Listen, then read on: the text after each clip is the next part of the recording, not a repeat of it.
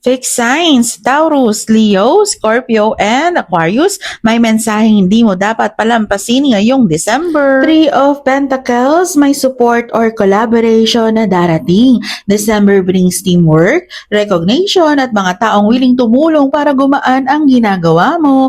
Moon reverse, good news to. Yung mga bagay na nakakalito or nagdudulot ng overthinking, lilinaw. Truth, clarity, and emotional release ang paparating.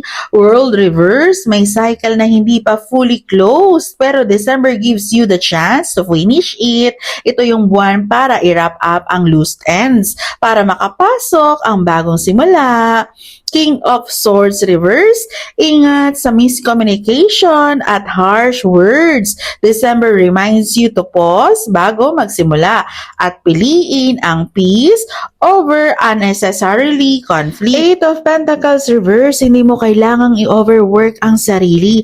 December pushes you toward balance, time to rest, recharge, at ayusin ang priorities mo. Mas okay na quality over quantity ngayon. At ang overall message, December brings clarity, completion, and gentle progress. Hindi mo kailangang pilitin ang lahat.